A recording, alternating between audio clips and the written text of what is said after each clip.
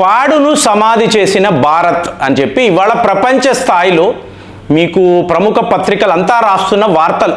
So quad అంటే already నేను చెప్పాను మీకు, Japan, Australia, Bharat, America. So ఈ 4 దేశాల కలయిక. ఇది యాంటీ చైనా అని ఒక ప్రచారం ఉంది. అంటే చైనాకు వ్యతిరేకంగా వీళ్ళు ఇండో పసిఫిక్ రీజన్లో ఏర్పాటు చేసుకున్న ఒక గ్రూప్. సో ఇవాళ భారత్ వల్ల ఈ క్వాడ్ గ్రూప్ అనేది మీకు సమాధి అయ్యింది. ఇది మీకు అమెరికా అంటే ఇప్పుడు న్యూయార్క్ టైమ్స్, వాషింగ్టన్ పోస్ట్లో ప్రతిరోజు ఇలాంటి ఆర్టికల్స్ రాస్తున్నారు. ఎందుకు రాస్తున్నారు అంటే ఇవాళ భారత్ చైనాతో చేస్తున్న స్నేహం కాబట్టి ఆటోమేటిక్గా క్వాడ్ అనబడే గ్రూపు ఉండకూడదు. ఒకవేళ భారత్ ఈ గ్రూపులో లేకపోతే మీకు ఎవరు ఏం చెయ్యలేరు. సో అలాంటప్పుడు ఇదిలో ఎంతవరకు వాస్తవం ఉంది?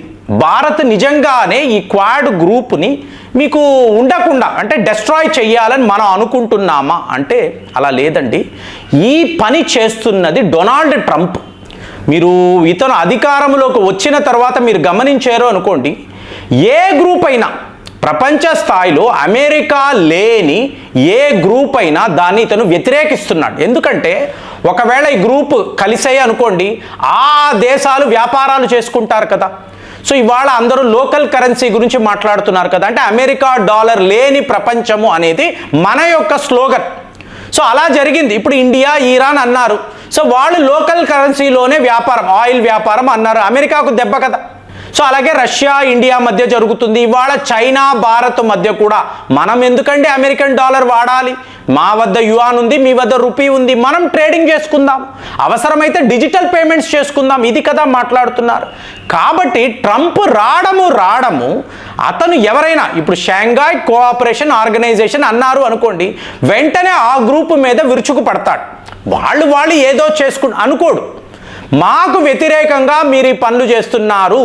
అదే అంటున్నాడు కదా, డార్క్ చైనా వద్ద మేము భారత్ని పోగొట్టుకున్నాము, రష్యాను పోగొట్టుకున్నాము ఒకరోజు.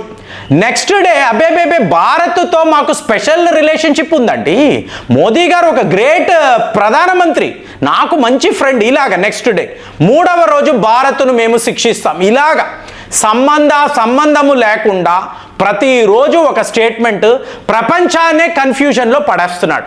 సరే ఇప్పుడు బ్రిక్స్ అన్నారు అనుకోండి, బ్రిక్స్ అనేది రాకూడదు, ఈ గ్రూప్ ఉండకూడదు, మీరు బ్రిక్స్ కరెన్సీ ఇవి మాట్లాడితే మాత్రము మీ అందరి మీద నేను టారిఫ్స్ విధిస్తాను, ఇక మీరు అమెరికాతో వ్యాపారమే చేయలేరు, ఇలాంటి బెదిరింపులు.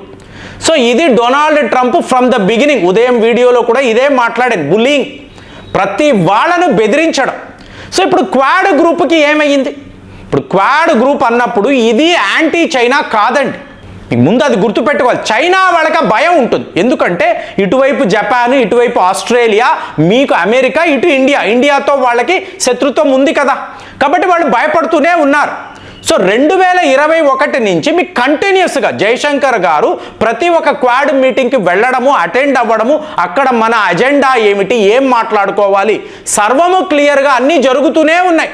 మీకు 2007లో షింజో ఆబే జపాన్ యొక్క ప్రధానమంత్రి, అతని ఆలోచన రేపు చైనా వైపు నుంచి మనకు ప్రమాదం ఉండొచ్చు, సో శక్తివంతమైన దేశాలు మీకు అమెరికా, భారత్, ఆస్ట్రేలియా మాతో ఉండాలి అని ఆయన గ్రూప్ పెట్టాడు. మనమేమన్నాము, చైనాతో యుద్ధాలు అక్కర్లేదు, కానీ కలిసి ఉన్నాము అంటే ఈ చైనా సీ ఎక్కడైతే ఇండో పసిఫిక్ రీజన్ ఉందో అక్కడ ప్రతి వాళ్ళకు ఒక ఫ్రీడమ్ ఉండాలి, మీకు రూల్స్ ఉండాలి, దాని ప్రకారమే. చైనా బుల్లింగ్ని ఎవరు ఒప్పుకోకూడదు, అందుకే గ్రూప్ ఉంది.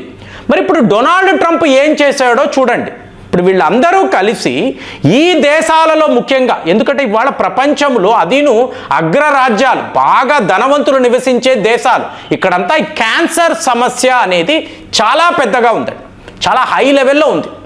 దాంతో భారత్ ఇనిషియేట్ చేసి ఈ క్యాన్సర్కు సంబంధించిన ఈ వ్యాక్సిన్స్ తీసుకువచ్చామంటే ఈ మహమ్మారి నుంచి మనము మన ప్రజలను కాపాడవచ్చు. 7.5 మిలియన్ అమెరికన్ డాలర్స్ మనం ఖర్చు పెట్టాం క్యాన్సర్ కోసం. సో ఒకవేళ క్యాన్సర్ వ్యాక్సిన్స్ వచ్చేసే ఎంత అద్భుతం, సో అందరికీ ఉపయోగము కదా, కాబట్టి మనం ఇనిషియేషన్ తీసుకున్నాం.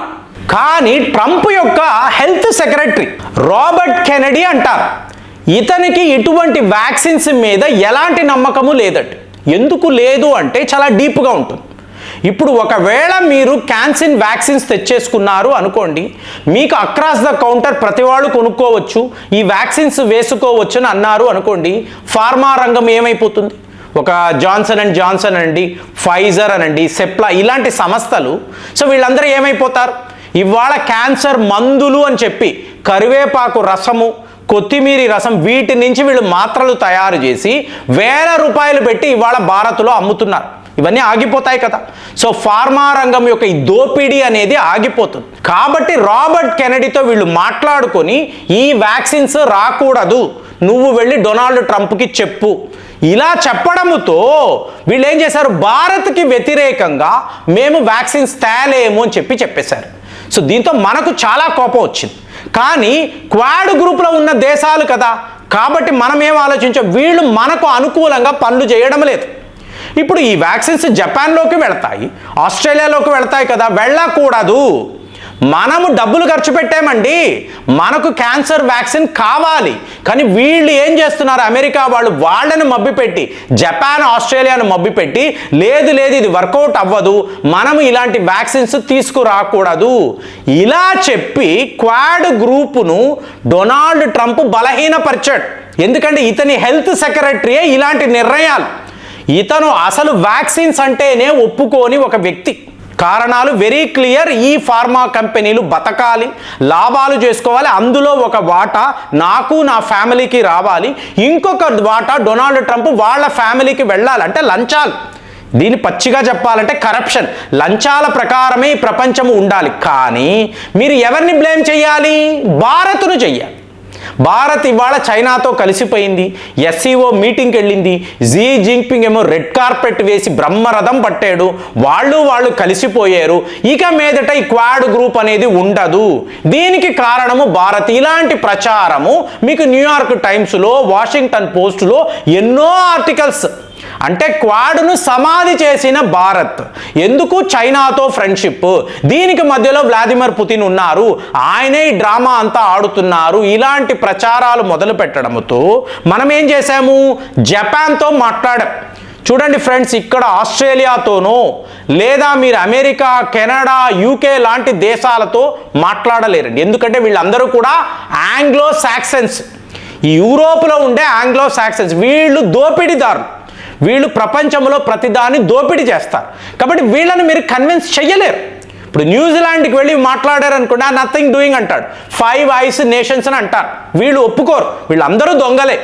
అలాంటప్పుడు జపాన్ దగ్గరికి వెళ్ళి మనం ఏం చెప్పాము? నువ్వు బ్రిక్స్లో చేరిపో, ఇవాళ టాప్ 5 జీడిపిలో నువ్వు ఉన్నావు కదా, సో నువ్వు నాతో వ్యాపారం చేయి. అమెరికా కాదు, అమెరికాను ఇక మీదట నమ్మకూడదు. ట్రంప్ పరిపాలనలో ఉన్నప్పుడు వాళ్ళు మనల్ని ఏమారుస్తారు, మోసము చేస్తారు, మనము కలిసిపోదాము. సో బ్రిక్స్ గ్రూపులో నువ్వు జాయిన్ అయిపో అని చెప్పి మనము జపాన్కి ఒక ప్రపోజల్ పెట్టడము. రేపు బ్రిక్స్లో జపాన్ కూడా కలిసిందనుకోండి, క్వాడ్ అనబడే గ్రూపే చచ్చిపోతుంది. ఎందుకంటే మీకు ట్రంప్కి ఎటువంటి ఇంట్రెస్ట్ ఉండదు, ఇవంతా ఎందుకు అంటాడు. ఆస్ట్రేలియా వాళ్ళు ఒంటరి, అంటే ఐసోలేట్ అయిపోతారు. కాబట్టి ఈ గ్రూప్ టోటల్గానే చచ్చిపోతుంది. కానీ అసలు సిసలైన కారణము అన్నారు అనుకోండి, ట్రంప్ యొక్క ఈ డ్రామా. చూడండి, ప్రతి ఒక్క విషయంలో, ప్రతి ఒక్క గ్రూపులో నాకు ఏంటి బెనిఫిట్, నాకు బెనిఫిట్ లేదా అంటే ఒక టిపికల్ పొలిటీషియన్ అండి. మీరు వెళ్తారు, అయ్యా మాకు ఈ పని కావాలి, మా గ్రామంలో ఈ అవసరము ఉంది అంటే ఆ పొలిటీషియన్ ఏం ఆలోచిస్తుంది? నాకేంటండి బెనిఫిట్, మీ అందరికీ మంచి చేస్తే నాకు ఎలా ఉపయోగం, ఇదే కదా ఆలోచిస్తారు. ఇది దేశము, ప్రజలు, గ్రామాలు ఎవరు ఆలోచించరు కదా. ట్రంప్ కూడా సరిగ్గా అలాంటి ఒక పొలిటీషియన్. అంటే మన తెలుగు సినిమాల్లో వచ్చే ఈ విలన్లు ఉంటారు చూసారా, ఆ టైపు వాడు. సో ఇప్పుడు క్వాడ్ గ్రూపు ఇలా సమాధి అవ్వడానికి మనమే కారణము అనే ప్రచారాన్ని వెస్టర్న్ మీడియా చేస్తుంది. మరి ట్రంప్ చేస్తున్న ఈ కుట్ర, ఈ మోసాన్ని మీరు ఎలా చూస్తున్నారు? క్లియర్గా కారణాలు కనిపిస్తున్నాయి కదండి, ఏ మీడియా చూసినా మనకు తెలుస్తుంది కదా. మరి ఇలాంటి అబద్ధాలకు చరమగీతం మనం ఎలా పాడాలి? మీకేమనిపిస్తుంది? కామెంట్స్లో రాయండి. మళ్ళీ వచ్చే వీడియోలో కలుద్దాం. జై హింద్.